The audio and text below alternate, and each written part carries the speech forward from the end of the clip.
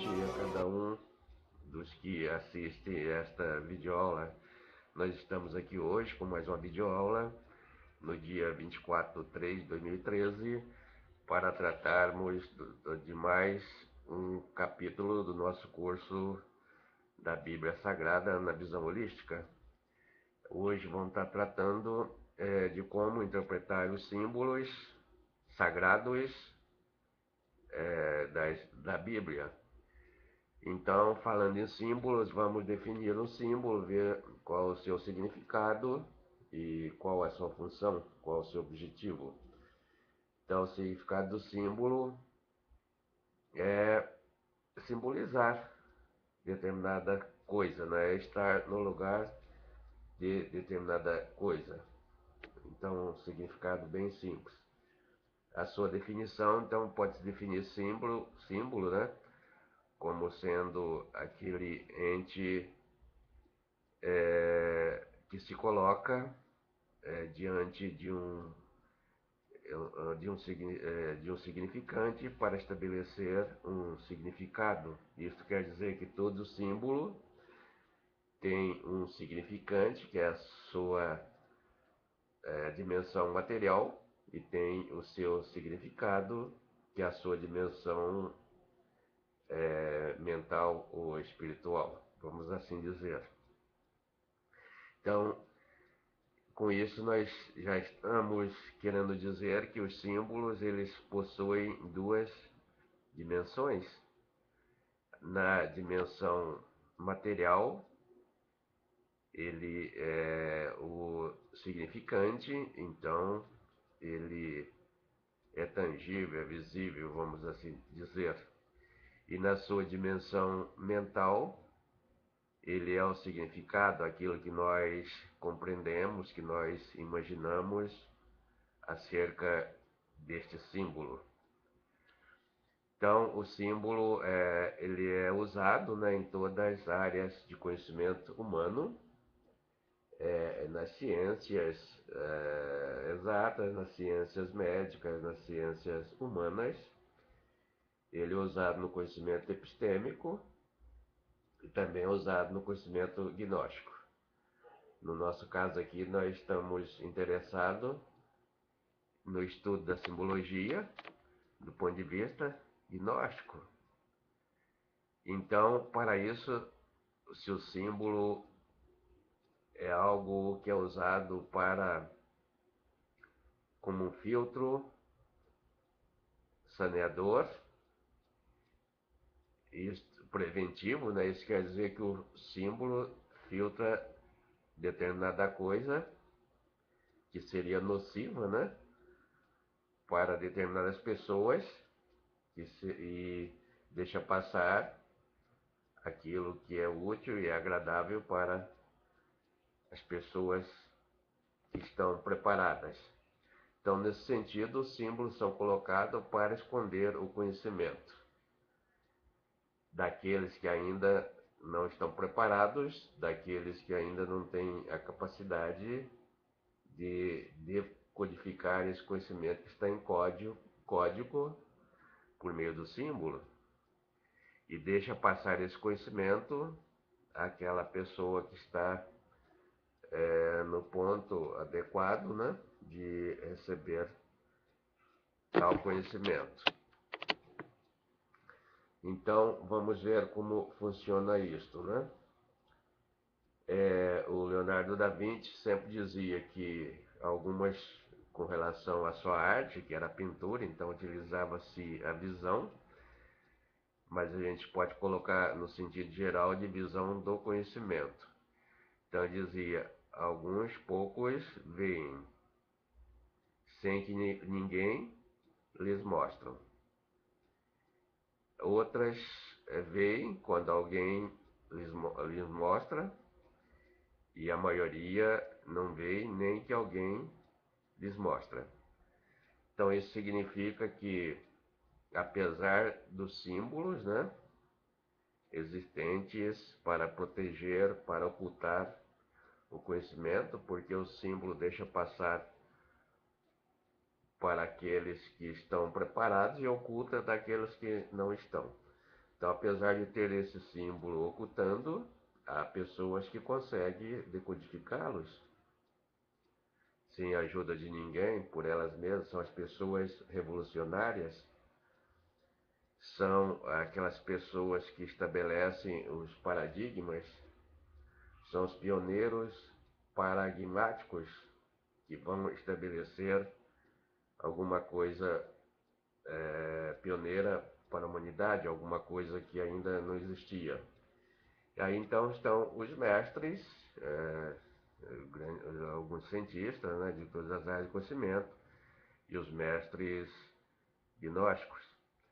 Então, o venerável mestre Samael, ele foi lá e decodificou os símbolos e passou para nós decodificado. Então ele conseguiu traduzir para uma linguagem simples, popular, tudo aquilo que estava escrito em código, que nós não entendíamos. Então hoje, ao lermos uma escritura sagrada, ao ler um Bhagavad Gita, na nossa Bíblia aqui do Oriente, ou o Corão, ao lermos uma literatura sagrada, a Odisseia, né, de Ulisses, ao ler Dante Alighieri, a Divina Comédia, e ao ver as obras dos 4 ramos de conhecimento, nós vamos entender exatamente porque tivemos a felicidade, a sorte de pegar uma carona no conhecimento develado pelo avatar da Era de Aquário, né? Que é o venerável mestre Samael. Mas quem não tem essas chaves, né, essa chave da decodificação, não consegue então entender porque o símbolo está ali ocultando. Então, poucas pessoas veem sem que ninguém lhe mostre, e outras vão ver quando alguém lhe mostra. Nós já somos estas outras. Então, nós estamos vendo, entendendo, até compreendendo o conhecimento gnóstico, porque o venerável Samael nos mostrou.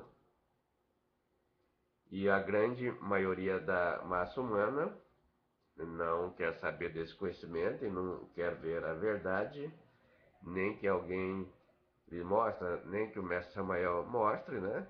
Como mostrou para nós, e nem que nós também ajudamos na disseminação desse conhecimento do venerável mestre Samael. Essas pessoas não querem ver, então, infelizmente, é a maioria da humanidade. Mas, então, é assim, a finalidade do símbolo, está ali, dos símbolos, né? Eles estão ali para filtrar o conhecimento preventivamente, para não deixar passar, não deixar passar para quem não está preparado, porque a verdade faz muito mal para quem não está preparado para recebê-la. A verdade só é benéfica, é salutar para quem está procurando, assim como diz o filósofo da razão, Dom Immanuel Kant, filósofo alemão, e quem não procura a verdade não consegue achá-la, não consegue identificá-la quando a encontra. Então, se a maioria das pessoas não estão procurando, não tem anelos, não tem interesse, né? Não vão encontrar, e se encontram, não vai identificar. As pessoas, o grosso da massa humana, não procura os 3 fatores de evolução da consciência, não procura a verdade sobre a quinta dimensão, não procura a verdade sobre o arcano AZF. Então, de repente, se esta pessoa se dá de frente com uma informação a respeito do arcano AZF, ela vai achar muito estranho, vai achar que nós somos malucos por estarmos passando essa informação para ela, e ela então não vai identificar essa oportunidade de conhecer esse grande mistério do cosmos. E se ela identificar, isto vai lhe fazer muito mal, vai causar-lhe uma revolta total em sua vida, que ela teria que rever todos os seus valores, e ela sairia da sua zona de conforto. Então isso não é muito salutar. Por isso dizia Hermes Trismegisto, né, no Egito, que o conhecimento está para a massa, porém a massa não está para o conhecimento. E esse também é outro mestre que não é sábio ensinar a sabedoria para a grande massa humana. Então, por isso, o conhecimento sempre teve estrancado, né, as 7 chaves, e ocultado por trás dos símbolos. Então, quem tem a capacidade de ir lá e decodificar esse símbolo, tem acesso ao conhecimento. Isso em todas as áreas de conhecimento. Então, a pessoa que vai lá na matemática, vê lá a raiz quadrada de 25, é um símbolo.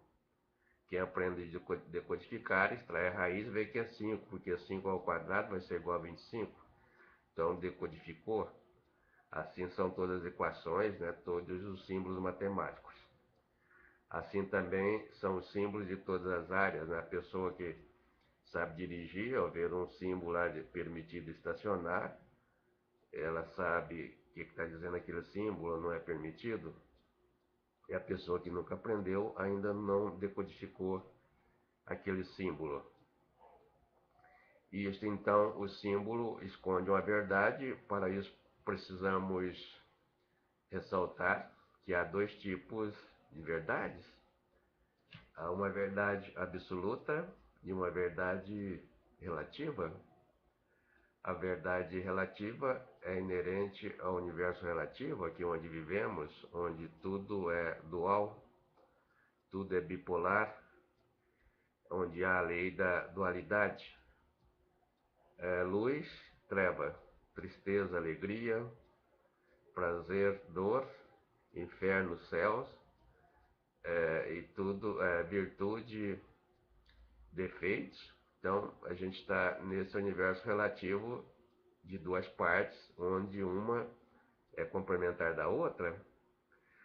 Então, nesse universo relativo, a verdade também é relativística. Então, a verdade, neste universo, ela é uma realidade ilusória, como dizia Einstein, né? É uma verdade ilusória. A realidade nesse universo é uma ilusão, apesar dessa ilusão ser muito persistente, como ele disse. E é exatamente isso. É uma ilusão porque é uma verdade, uma realidade temporária da existência. Tudo que existe tem um começo, um meio e um fim.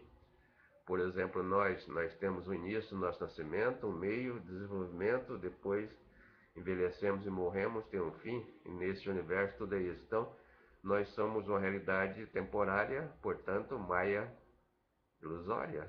Maya quer dizer ilusão. Então, esta verdade também tem símbolos para ela. E há a outra verdade absoluta, onde as coisas são eternas. Não tem começo, não tem meio, não tem fim, como é Deus, como é o amor. Deus não tem início, não tem começo e não tem fim, então ele não existe. Se Deus existisse, ele teria começo, meio e fim, mas ele não existe. Não foi isso que ele disse para Moisés quando encontraram. Ele não disse, eu existo. O que ele disse? Ele diz, eu sou. Então, o verbo ser é muito mais forte do que o verbo existir. Ser significa não ter início, nem meio e nem fim, é eterno. Então é isso que Deus é. Então Deus é seidade, Deus é ser, ele não existe, sim é.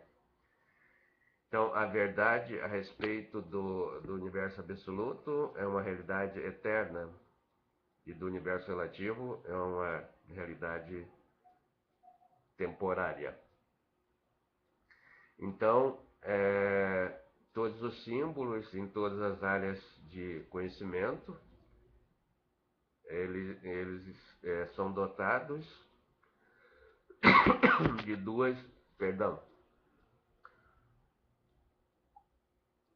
são dotados de 2 dimensões.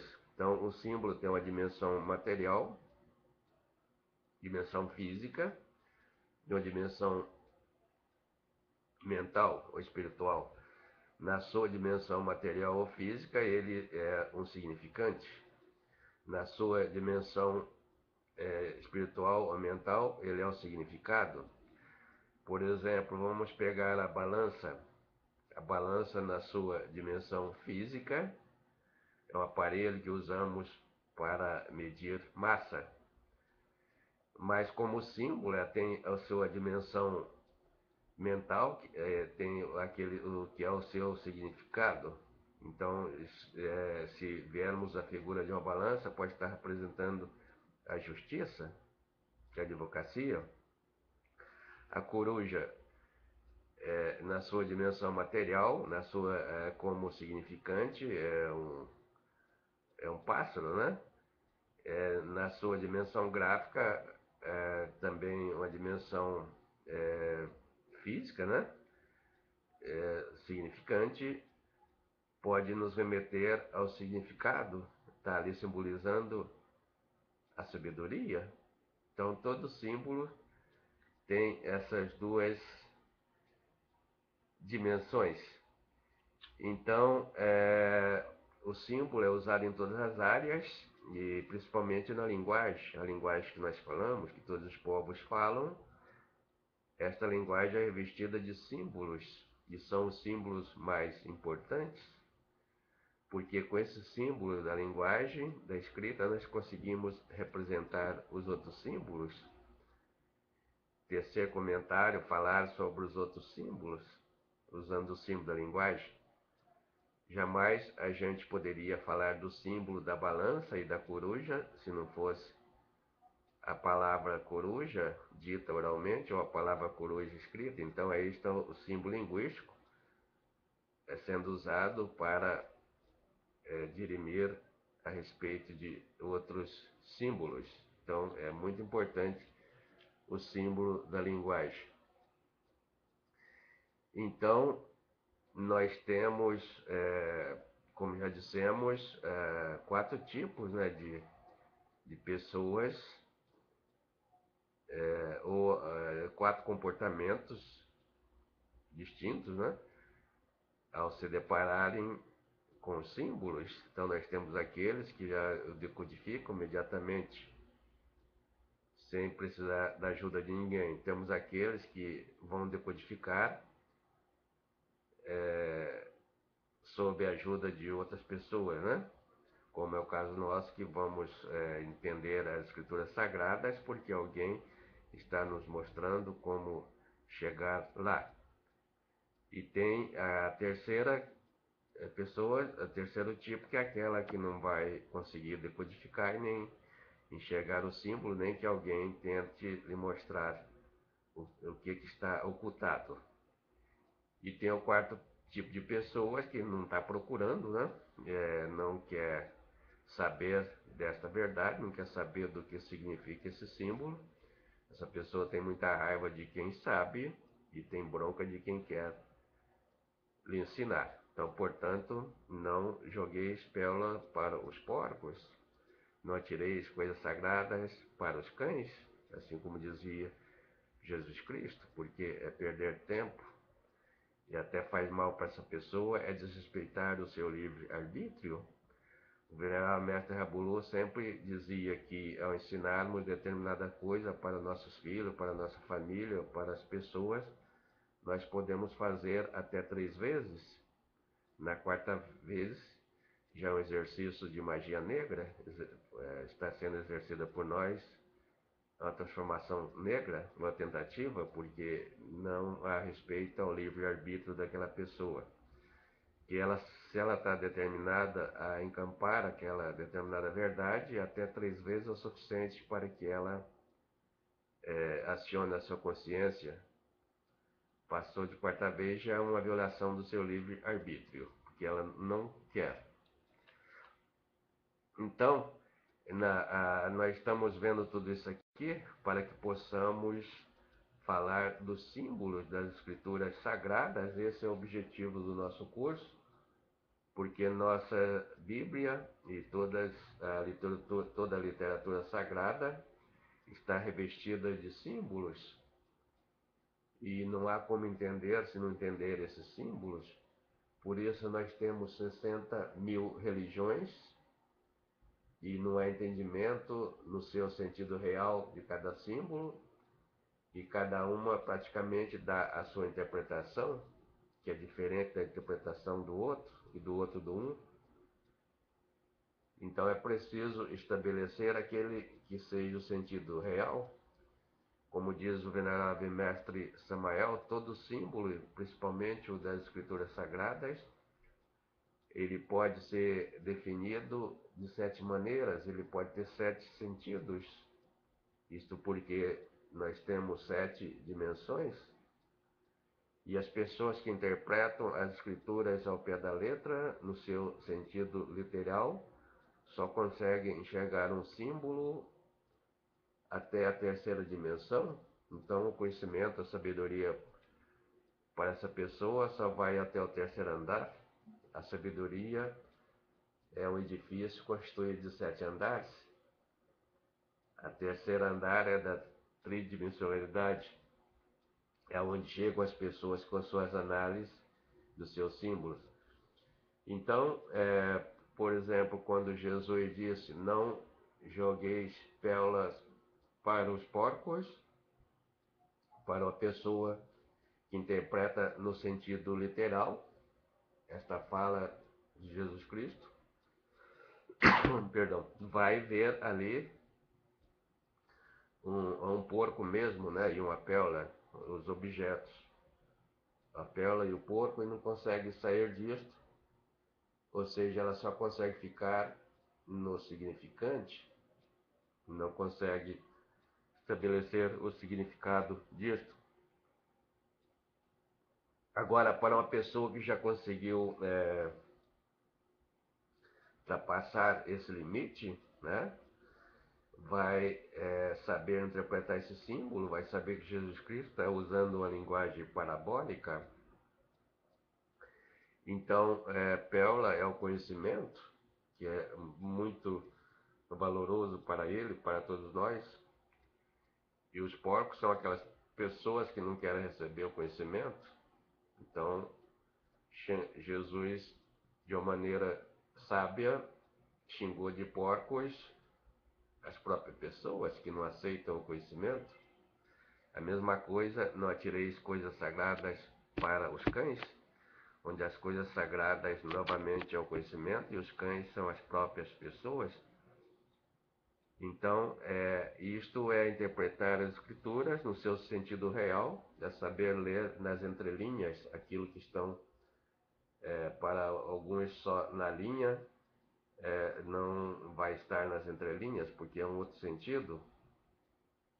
Então, se nós formos ler a escritura agora, né, por esse paradigma, na visão holística, né, buscar todos os seus sentidos, nós vamos poder completar aquelas lacunas que estavam faltando na nossa leitura e a gente não entendia, né?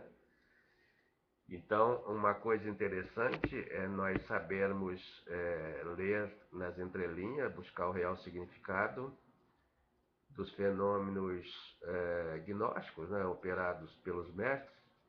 Por exemplo, vamos pegar Jesus Cristo e vamos tirar desse mestre o seu ensinamento, que está em parábola, está escondido, está nas entrelinhas, acerca do arcano ZF e acerca do desdobramento astral. A partir desses exemplos ilustrativos, vocês estarão preparados para acharem outras coisas nas escrituras e refazer a sua leitura das escrituras. Então, a respeito do arcano, Jesus, certa vez, despediu a multidão. Uma vez que a multidão tinha se despedido, ele estava sozinho, então ele subiu um monte para orar, à parte. E chegada já à tarde, estava ali só. Então está em Mateus 14, 23. Também Marcos 6, 46 a 47. E aconteceu que naqueles dias subiu um monte a orar, e passou noite em oração a Deus. E aconteceu que quase 8 dias depois destas palavras, tomou consigo a Pedro, a João e a Tiago e subiu ao monte para orar. Então, se nós formos interpretar esta fala de Jesus Cristo no seu sentido literal, real, ao pé da letra, nós vamos, como a maioria das crentes das 60 mil religiões, vão compreender aí o monte, como uma montanha, e subir como andar, como escalar esse monte mesmo. Para nós, a partir de agora, nós vamos entender o seu real significado. Então, as palavras da frase subir ao monte são os símbolos significativos nessa frase. Então, nós temos que buscar quais são os símbolos significativos que estão aí ocultando alguma coisa. Então, nesta frase, a palavra subir quer dizer projetar, desdobrar, e monte tem o significado de quinta dimensão, a dimensão astral. Então, quando Jesus subiu ao monte para orar, isso significa que Jesus Cristo passou da terceira para a quinta dimensão. Então, ele teve um desdobramento, uma projeção. Então, eis aí a vantagem de nós sabermos os significados dos símbolos. Da mesma forma, podemos encontrar várias citações bíblicas sobre o arcano Azef, que estão codificadas, escondidas por detrás dos símbolos, como nesse trecho que eu vou ler aqui para vocês. Então replicou-lhe Jesus: se conhecerás o dom de Deus, a quem é que te pede, dá-me de beber, tu lhe pedirias, e ele te daria água viva. Respondeu-lhe a mulher: Senhor, tu não tens com que tirar, e o poço é fundo, onde, pois, tens água viva? Afirmou-lhe Jesus: quem beber desta água tornará a ter sede, aquele, porém, que beber da água que eu lhe der, nunca mais terá sede, para sempre. Pelo contrário, a água que eu lhe der será nele uma fonte a jorrar para a vida eterna. Disse a mulher: Senhor, dá-me desta água para que eu não tenha mais sede, nem precise vir aqui buscá-la. Acudiu-lhe Jesus: vai, chama teu marido aqui. Ao responder a mulher: não tenho marido, replicou-lhe Jesus: bem disseste, não tenho marido, porque 5 maridos já tiveram, e esse agora que tens não é teu marido? Isto disse com verdade. Está em João 4, capítulo 4, versículo 10 a 18. Se alguém tem sede, venha a mim e beba. Quem crer em mim, como diz a Escritura, do seu ventre o interior sairão ou fluirão rios de água viva. Então isso diz João. Então, para uma pessoa que não tem esta leitura que nós estamos tendo, não tem essa visão holística de profundidade, ela vai, com muita boa vontade, por maior que seja a sua boa vontade, a sua boa intenção, fazer uma leitura superficial, no sentido literal da fala de Jesus Cristo. Então ela vai entender como a água realmente lá do poço, né? E aí ela vai ficar nesse sentido material. Então, para nós, convenhamos ressaltar que com os 5 maridos que a mulher teve, né? Jesus quis dizer, a mulher fornicou. Então, com esses 5 maridos que ela tivera, ela orgasmou, ela chegou ao orgasmo e perdeu toda a sua energia da vida, perdeu a água pura da vida, como as 5 virgens, na parábola das 10 virgens, né, que gastaram o azeite das lâmpadas. Então aí Jesus ensinou o arcano ZF em código para esta mulher, porque na era de peixe, que é a era que viveu Jesus Cristo, as pessoas detestavam o arcano ZF. Então, ao falar do arcano ZF, não podia falar-se abertamente como nós estamos falando hoje. O arcano ZF é a transmutação sexual, já traduzida. Tinha que falar-se em código. Então Jesus deu ensinamento para que ela aprendesse como proceder, para que não houvesse perda de energia sexual, não houvesse perda da água da vida, e não sentir sede de viver a vida, que ficam todos na mesma situação pelo desgaste da energia sexual, de tanto amar sexualmente com a fornicação. Então teria que sair disto. Jesus lhe dera esse ensinamento por parábolas, por símbolos. Então, decodificando esse símbolo, nós temos que achar neste texto quais são as frases significativas. Então, esse texto traz uma frase significativa, que é água viva, que em código, em símbolo, esconde o grande arcano ZF, onde em correspondências simbólicas temos água, quer dizer, sêmen,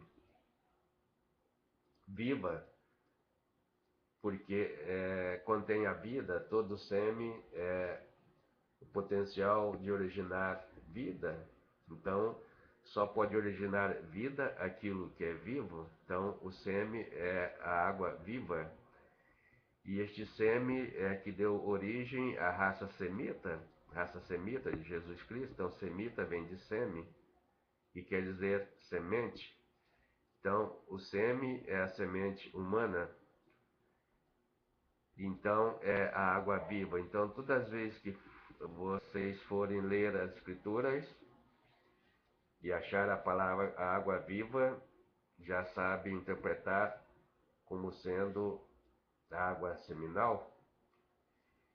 Então, nas Escrituras também há outras passagens. Vejamos outra passagem onde o grande arcano ZF aparece escondido por detrás dos símbolos, que é na parábola das 10 virgens, conforme eu vou ler aqui para vocês. Naquele dia, o reino do céu será como 10 virgens que tomaram as suas lâmpadas de azeite e saíram ao encontro do noivo. 5 delas não tinham juízo e as outras 5 eram prudentes. As sem juízo, ao tomarem as suas lâmpadas, não levaram azeite consigo. As prudentes, porém, levaram vasilhas com azeite juntamente com as lâmpadas. Como o noivo se demorasse, começaram a dormitar e adormeceram. No meio da noite ouviu-se um grito: o noivo está a chegar, ide ao seu encontro. Então as 10 virgens levantaram-se e prepararam as lâmpadas.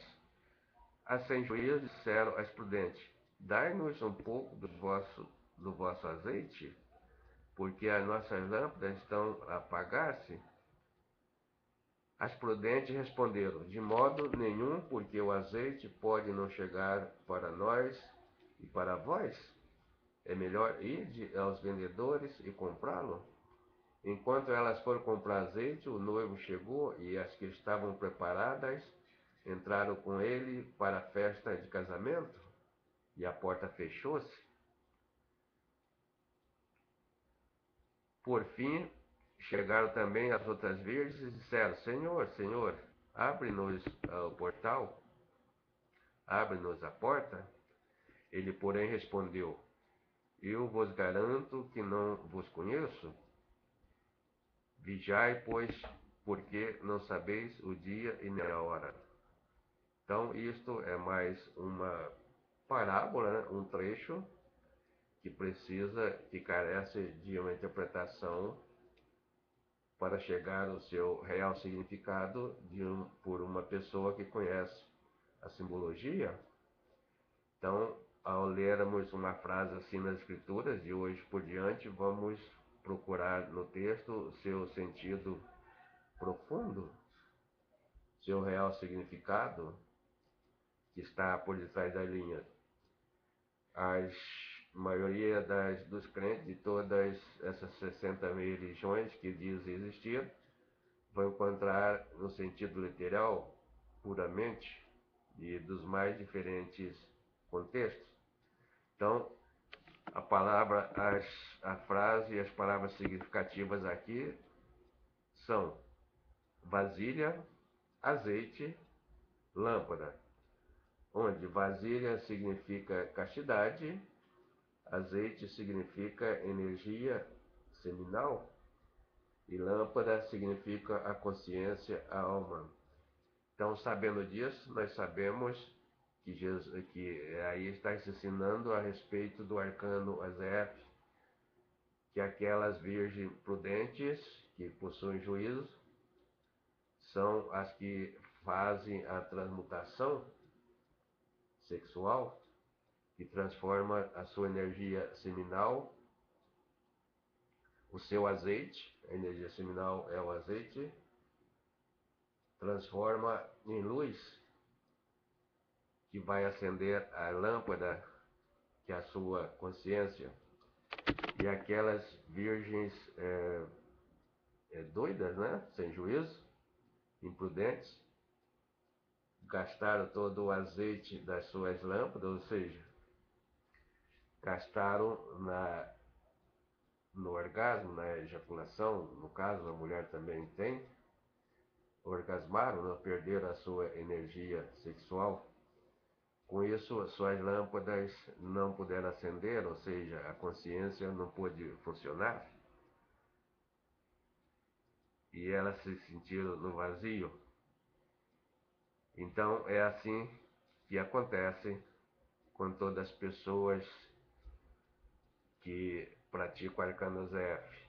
Ao transmutar a energia, acende-se as lâmpadas, constrói-se consciência, acende cada vez mais, e as que perdem essa energia vão apagando cada vez mais a sua lâmpada até ficar na escuridão, ficarem cega, como Sansão, naquele episódio Sansão e Dalila, que também é uma outra descrição simbólica das escrituras. Então é isto que acontece e é isso que nós vamos chegando ao nosso objetivo de encontrar o sentido real da escritura nas entrelinhas. Oxalá que todos vocês, que todos nós possamos a partir de hoje entender o real significado dos símbolos das escrituras sagradas e que possamos ler, fazendo leitura nas entrelinhas, e que passemos a ter uma visão holosótica, uma visão holística na perspectiva, ou perspectiva holosótica, ou seja, uma visão do todo, e não apenas da parte. Que possamos estabelecer a conexão entre todas essas partes, entre si, uma com a outra, e de todas conjuntamente com o todo, e aí vamos ter uma compreensão da verdade absoluta. Muito obrigado a todos. Até a nossa próxima videoaula.